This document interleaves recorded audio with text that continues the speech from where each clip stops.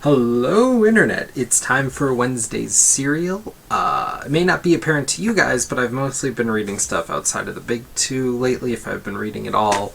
But tonight I just wanted to talk about my pile from the big two, and the pile is this week for me, because it includes some Marvel subscriptions. It's kind of old. And by kind of old, I mean within the month, so Uh, But I'm going to start off with the big one, which was Daredevil 1. I summed up my opinion in a tweet earlier, which was basically, after years of Mark Waid getting praise for lightening the tone, making Daredevil readable, Charles Soule said, fuck that.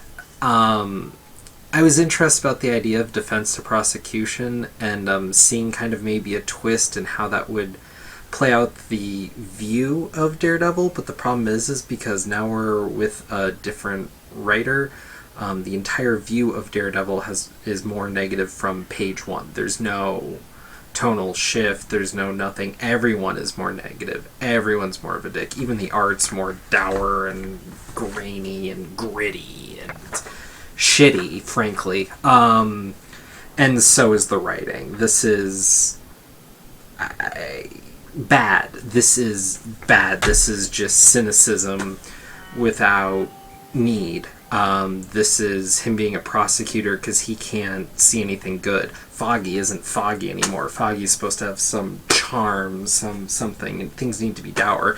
He's just gotten over cancer, maybe. I don't know. We're dealing with a reset here, so... But he's mad that he's the only person that remembers that Matt Murdock is Daredevil, and apparently there's some one more day situation going on here and why that happened. Who cares?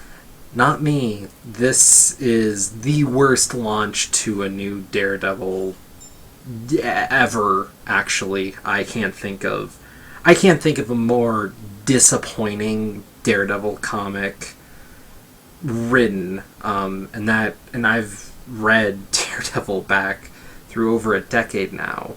Not when it came out, obviously, but I mean, I've read everything from Kevin Smith on and some prior, and this is the worst betrayal to the character that's happened. That includes Shadowland by a margin. Shadowland wasn't good. There's some missteps, but at least they were trying to do something with the character. It made sense in bringing the mysticism side of the devil to it and play with the whole ninja thing. Like, the intentions were good, and like half of Shadowland was really interesting. It was just kind of a bad ending to a big event because it's Marvel. But this is just a problem that I'm seeing with Marvel going on, and this is part of the reason why I'm losing the faith that comics are what they could be. We're getting a lot of talk now about Jessica Jones, i.e. the Alias comics adapted, and couldn't be Alias because there's a TV show Alias, and okay. But people are talking about how great it is that there's this progressive female character and these strong characters and all this stuff, and it's like, yeah, that was forever ago in comics world. And now I'm reading stuff in comics now, and I'm like, comics are sliding backwards while the history of it is source material for greater stuff.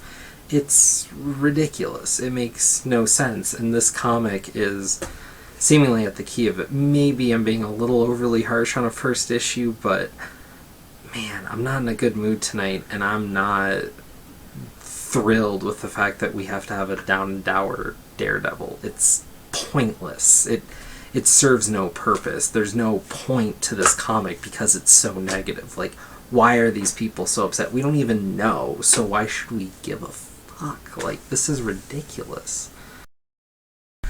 To continue on with Marvel, get the negative stuff out of the way, Extraordinary X-Men. What a piece of garbage. Like, so the X-Men are finally fucking past the whole House of M incident and past not being able to go past the 198 or, 204 or whatever the number was. And now we're back to, these are the last mutants and they have to fight to survive. That defeats the point of the X-Men. If they don't have a future to fight for, if they don't have a demographic that is a significant part of the population, the X-Men have no point in being the X-Men. It's just another dour superhero team that isn't a superhero team because they're fighting to survive for themselves and they have no greater standing.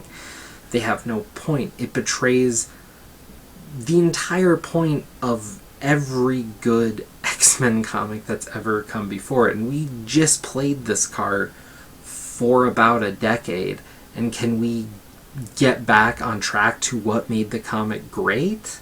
No, we can't. We had a stupid Secret War, and now we get a stupid launch to an X-Men thing, because we have to make the Inhumans big. And Terrigen Mist them do that. Make it so that the X-Men are in this crappy situation. The only light at the end of the tunnel is Marvel's resetting shit every, year now? So at least this won't last. That's the only upswing. It's stupid. It defeats the point. Let's go for the three-peat. Hawkeye. Stupid. The art in this comic is bad. The fact that someone was paid as a professional to produce this comic is laughable.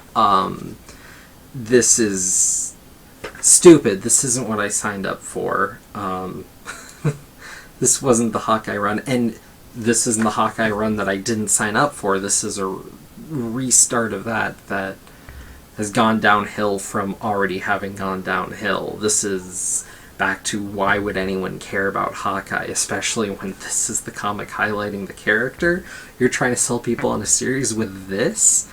Was there an editor on this? Really? This passed muster for $3.99? This is a joke. You can find better comics today sold. Last year, I remember comics sold for $0.25 better than this. This is ridiculous. This is pointless. There's no reason you should pick up Hawkeye 1. It's not debatable on whether there's some merit to this comic or not. Maybe you think there's something to the story or whatever, you like the character, that's great. But the art in this is really that bad. God damn. And just to wrap up the Marvel thing, the whole Spider-Man becoming Iron Man, then Iron Man dating Mary Jane, so I guess they're doing a swap. Ooh, isn't that clever? No, it's just shitty. It's just stupid. So, yay for that. So, I'm guessing for a year, the only good Marvel comics you're going to be reading are ones that are not newly printed, because this is just laughable. This is pathetic. What's the point? So let's talk Batman and Robin number 9. I think this is one of the best issues of this weekly series yet. Better anything Marvel put out. That's a low bar. This is actually a decent comic. They actually have story. They actually have some consistent art. They actually use the form in some ways. And I know people were worried because the script was for Jackson Lansing and Colin Kelly, who are relatively newcomers. I've never heard of them before, but I'm not the most well-rounded person. Anyways, I thought the writing this was delightful, and there's a funny little amount of build-up with the way that they had some one-liners in here. Like, they blow up on the way in, you owe me a plane. Then later it's like, you owe me a dinosaur fight or something. It was just this like kind of quippy, capturing the youth of these characters and playing off the idea of the universe around Batman without having Batman around, which is why I love this series so much, because screw Batman, but everything around him is really cool. And so we have this relationship building between Jason Todd and Red Robin, and it's just great. It's great to see Tim Drake have a interesting role, and him talking about the fact that he's the Robin that didn't die. Actually, that was confused with something else that I read. We know what that is. But the reveal at the end of this is a character I do have some affinity for, and they're playing it, and they're kind of playing the Batman substitute bit, and this is really interesting. And knowing that I get to just continue next week kind of takes the punch out of a killer cliffhanger, frankly. Also, the inclusion of Bane in this issue, and Bane not using Venom and whatnot, and kind of playing for his island and whatnot, I think was a really interesting angle and a really interesting use of the character, and kind of adding something to him in a way that was quick but meaningful. So, holy crap. Imagine what you can do if you just put your mind to it. Anyways, since I already started talking about it accidentally, Robin War, this comic, despite the price tag, $4.99 though, pages, this was worth it. Starting off with the whole We Are Robin thing, kind of this gang of Robins and someone abusing that in a way. But then it's not subtle. They're making an akin thing to Robins being kind of viewed as a gang, but also kind of viewed maybe as a minority, you might say, as a black kid was pulled over and accosted by a cop. Not shot on the spot, though, so not too realistic. And the way they're playing with some of the commentary of things that have been going on of late in America.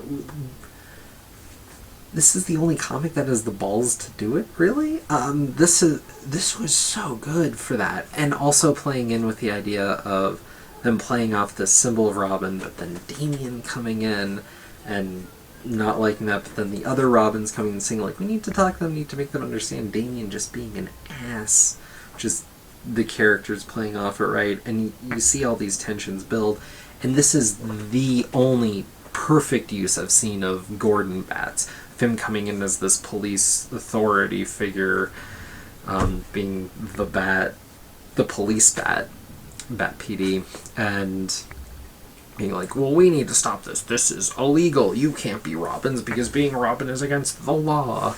It's the rules. You're breaking the rules, kids. And all of them against him. It was just this great use of the current mythos to just twist this whole thing and build it up. And I have to admit, I'm sold. This is the first comic event since Civil War that's captured me just on the idea and the concept, and even if it doesn't end great, like I assume most won't, just going along for the ride and seeing what they're doing with this comic, I think is good, because I have a feeling this is one that people are going to be talking about more and more, because they're actually trying to say something with this comic. This isn't just superhero mythos. There's some echoes of some societal commentary here, which means they've got an axe to grind, which means the story is going to go somewhere, which is fascinating and interesting and great. And everything that brought me to Spider-Man before Batman usually, so interesting how some of these things change. Yeah. So for those of you who stayed, I assume you're the ones who care about my opinion, whatnot. I have been making less and less videos, obviously. A lot of it because I've been reading less and less, because a lot of what's being put out recently, I just don't have interest in.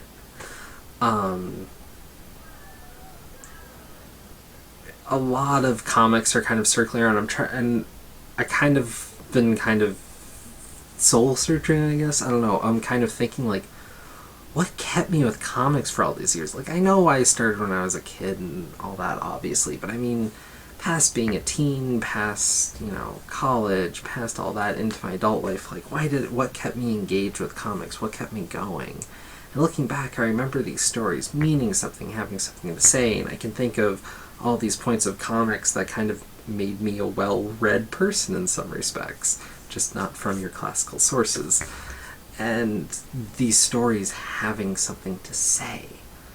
And I've been finding so much less of that, and I find that there is so much less of that because there's less risks with these comics. There's less going on, and hearing some different interviews and people talking about comics back when versus where we are now, which only happened the past few years since the whole Marvel Disney thing really ramped up, something really did snap. Something really did change.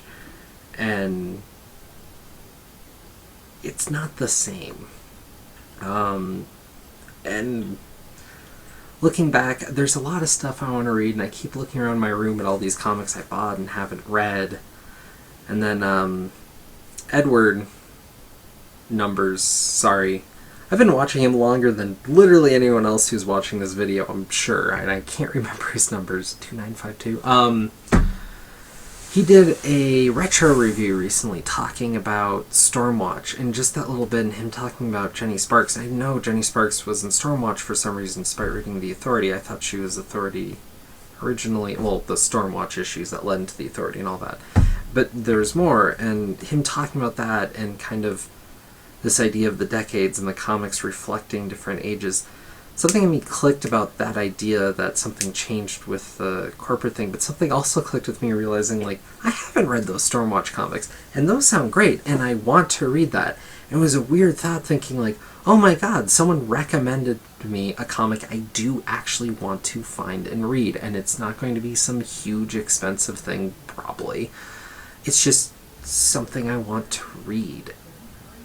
And it was this weird feeling like, that hasn't happened in a long time, because I'm hearing so much about, like, you know, some new high concept sci-fi Image thing, and some new, you know, Batman mini, and some new Marvel twist that's just unpalatable. And God, I miss just picking up comics and enjoying reading and kind of wondering what was inside, and not having the adverts come at me from 5 different ways before I pick it up, despite trying to avoid them. I'm tired of, you know, all this bluster about, oh, well, if the TV stuff's going this way, then this is what's happening with the comic. Ugh, it's boring. It's like with Jessica Jones again. Someone was worried about spoiling something for me because something in Jessica Jones tied it with Daredevil, and I was like, of course it does. How did you not know that before you watched the first minute of it? It's just, some of this stuff has become so predictable, it's droll. And the X-Men thing really set me off because I love X-Men, but now there's a cutoff date for that. And that sucks. Because, I mean, even when X-Men isn't great, and X-Men has ups and downs, but to just have the entire impetus of what happened with them and all the books being affected by that is just... it sucks. Yeah.